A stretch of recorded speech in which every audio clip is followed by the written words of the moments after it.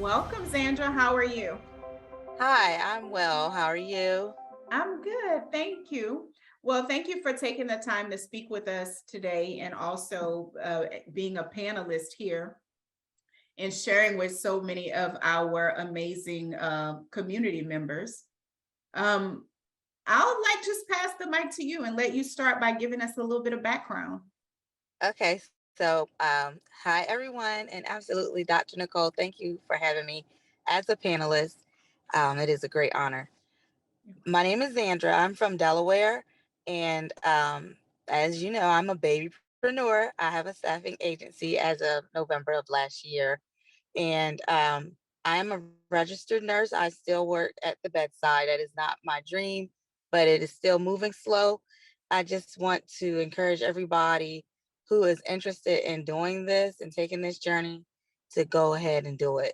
Um, there's no way you can get a wealth of information that I got with this program on your own. It's almost impossible. You need a foundation when you get started. But as far as about myself, I've been a nurse for 2 years. This month it'll be 2 years, but I graduated 11 years ago. I have a daughter who was premature, and I took care of her for the first 8 to 10 years of after graduation. She was trach invented, had a G tube, the whole nine. So I had nurses in my house. My life is heavy. It's heavier than most people's, and that's just a little bit of it. But I'm not one to back down or quit. I'm a go-getter. I'm an overcomer, and I aligned with everything Dr. Nicole was presenting when I first met her. Absolutely. What made you, first of all, thank you for giving us the backstory. What made you decide you wanted to first be an entrepreneur, and then what piqued your specific interest into the staffing world? So entrepreneurship has been something that I've always been interested in since, I guess, even junior high school. We've always did mock businesses growing up, and I was a part of Boys and Girls Club where we would have like yard sales or different little things that kind of got me into entrepreneurship. So in 2011, I was developing and creating jewelry. So for about 10, 11 years, I made beaded jewelry and I sold it. That was my first experience in entrepreneurship.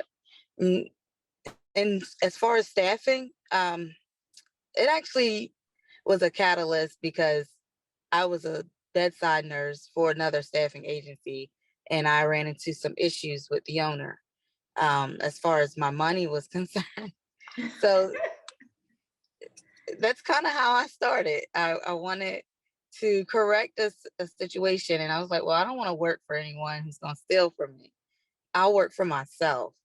And then I just went on this mission to start my own business, and that's how I found you. Absolutely. What's your greatest accomplishment? Because now you've already launched, and of course, everyone has their own pace. But what is your greatest accomplishment since actually going through the curriculum and being like in the real world of staffing? What are you most proud of? Well, I'm most proud that I did not give up. I banked on myself. I put a lot of faith in the work and the material that you gave me, and I used it to my advantage. And I continued to move forward, even if I felt like, oh, I don't know what I'm doing. I continue to move forward. So I feel like my tenacity is my greatest accomplishment. However, as far as staffing in the business, I did achieve a contract. I was so very proud. I mean, I got signatures and it took us a couple of times to modify it to get it. And when I got it, I was like, I did this, so I was very proud of that moment. That's so awesome. Sandra, I'm just going to kind of say this here because I think it's fun. I don't think I say it a lot, but a lot of times when entrepreneurs go out and start negotiating contracts on their own, I'll start getting like crazy DMs like, is it okay if I ask this? Is it okay if I change this? Or they're negotiating rates or something like that. And I'm like, it's your business. Yes. And so there's like this aha moment, which I think you may have had, where it's like this is a real thing. Like, right? We're doing the negotiation, but you still got the signature, and that's what matters. That's right. Absolutely. How well prepared did you feel going out into the world and speaking to people about your organization following your studies or your implementation of the curriculum? Well, I could say I was more prepared than I was before I went into the program. However, I still knew there was a lot for me to learn. Um, so I wasn't really well versed when it came to credentialing my stance. However, I learned that, with actual experience. So, but yeah, much more prepared than I initially was. And like I said before, had I not done this program, there's no way I would have been drowning. You don't have many people out here who are like, well, where I live, it's like crabs in a bucket, no doubt. People aren't trying to see you be successful, especially not more successful. And that's not fair when, sometimes you want a mentorship. I'll invest in myself. I'll do the work. I need the advice, the guidance. Give me a heads up. Which organization do I need to talk to? Which state people do I need to get? Even just for getting background checks, who do I need to communicate with? Small things. But I was much more prepared than I would have been without it. Did you surprise yourself on this journey, like going through? Because it's a very aggressive, well, I would say it's aggressive in terms of time for most people, typically is 6 to 8 weeks. Did it surprise you what you were able to accomplish in the allotted time? Did you surprise yourself along this journey? Or what did you learn about yourself? I want to ask you a question. What did you learn about yourself on this journey? Okay, so I'm going to answer both because I started thinking to answer the first question as Okay. you were first. So yes and no. Yes, I was surprised because there were things happening around me that were not anticipated. I was looking to buy a house, and and it was all at the same time. So there were different external factors going on while I was doing the program. So yes, I was surprised that I was able to um, launch when I did. I wanted to do it sooner. I was very optimistic. So I say no because I know myself and I know what I've overcome, and I'm gonna do it regardless. So not so much surprise because I'm gonna do it. So as far as what did I learn about myself, I learned that I still have faith. It's something that we all have measures of faith, but as life goes on, it gets challenged. You experience traumatic things or situations that make you question, what am I believing in? Why am I believing? Do I still need to? Should I keep going or should I just conform? I'm not one that's going to conform. I choose not to. So to hear someone else's testimony like yours, it just inspired me and it motivated me so I could keep going. I'm not satisfied with where I am. I'm aware of it. What are you going to do about it? So I buckled down. I exercised that faith. I made the investments and I did what I needed to do to start this business. Now I have an LLC in 3 states and I'm still working hard to make it what I want it to be. Absolutely. Absolutely. That is incredible. So you have the ability to operate in three different states. That is amazing. And that's a powerful move in and of itself, right? Because there are people right now who are making excuses saying, well, I can't do it where I live at. My geography doesn't support, or whatever that, because it doesn't come up as an excuse, right? It's normally wrapped in something that sounds real sexy, but really it's exactly what you're saying, Zandra. It is the faith needed, the measure of faith to say, I'm going to do it. I'm going to make it what it needs to be. And so there's vast opportunity. So my final question for you is, and then of course I'll let you share anything you want to share about your journey. But what is, so right now, obviously we're talking to enterprises and uprisers and just learning more. I wanted to explore conversations around some of the challenges that you've had to overcome or work through or go through, because I think it makes it real for us to understand the work that you actually did to succeed in program and out of program. So can you share like something that you've overcome, or to the degree that you're comfortable, of course, on this journey to be where you are today, and also still have 3 states in view? Mhm. Absolutely. So, of course, we have to do what you need to do to acquire your LLC, and do what you need to do to get a license when that is necessary. That was one thing that I wasn't aware of. I know my state does not require a business license. However, when it's time for me to credentialize my people, I needed my license. So I had to start working on that. And it wasn't something that I knew I needed right away, but I got it. So you will run into little things like that that might feel like, oh my gosh, this is a setback. It's not, and it's not a delay, because you're going to have to do it ultimately anyway. So you just face things at face value. As you come to those bridges, you cross them. So to get a little personal, I have 4 children, 18, 13, 5, and 3.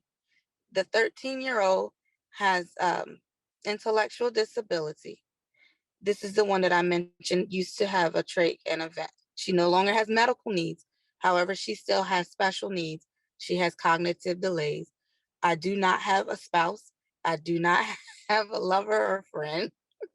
I do not have any support. I have resources. My mom right now is my support. I I get babysitting from my mom, so I still work. I did come away from bedside for a month and a half to focus on my business. Some people are able to do it, others are not. Yes, ma'am, overachiever. I saw that. That is, that's me. So yeah, I pulled away from the bedside just so that I would have some time to focus. I know not everybody is able to do that, but I had saved some money so that I could do that.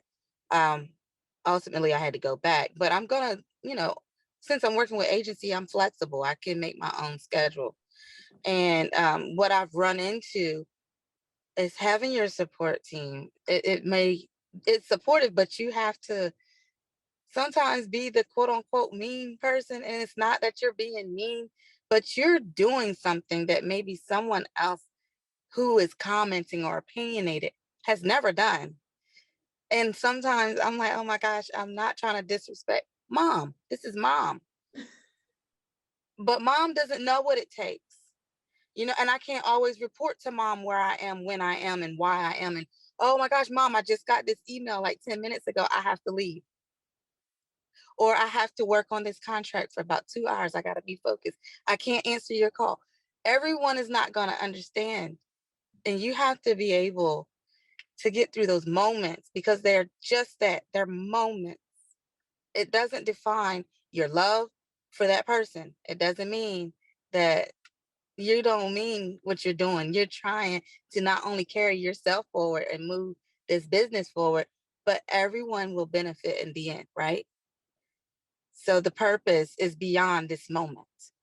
Be aware of it, move accordingly, and know that it's not malicious intent. Know who you are, and just, that's just one example. I mean, I've encountered many different things. Like I said, I have 4 children, no help. Um, you just got to believe in yourself. Yeah, and that is it. First of all, thank you for sharing, and thank you for being transparent. I'm just going to recap. Absolutely. She said, no spouse, no lover, no friend, which means I'm holding us down. I am holding us down, and I get it, right? And so I thank you for sharing that, because a lot of people sometimes dismiss themselves when they hear the success stories, because they think, of course, this person can do it. A lot of people will say that to me. Yeah, I've seen you and your husband. And it's like, no, I was a single mom when I started this. So again, it empowers people and it disempowers their excuses. To be able to see you, Zandra, sit so powerfully and say, yes, I have all of this is a part of my life, and I'm still going to step forward. So you truly inspired me, and I see the comments already going in the chat. Is there any final words that you want to say as you're being considered for as one of the panelists? Well, no, I think I said a lot. Yeah, There's I so think much you, I could say, but that's yeah, as you were talking, Zandra, I was like, and I've done this with, I think, every panelist, but it just keeps increasing, listening to your stories of resilience, the way that you're moving purposefully. I'm like, I don't know who they're going to vote for. I have no idea, right? Because everyone has brought such a dynamic conversation, and you guys have just incredible journeys, outlooks, perspectives, and have added so much value. So I thank you for coming today and sharing and being transparent, because this is what it is, right? There's not this alternative universe where successful business people are sitting without children, without spouses, without life, without death, without all of these things happening, but they're still functioning and still moving forward. So thank you for being that example and showing us what is really possible. Thank you. absolutely. Thank you for having me. For anyone who is considering, do it. Do it.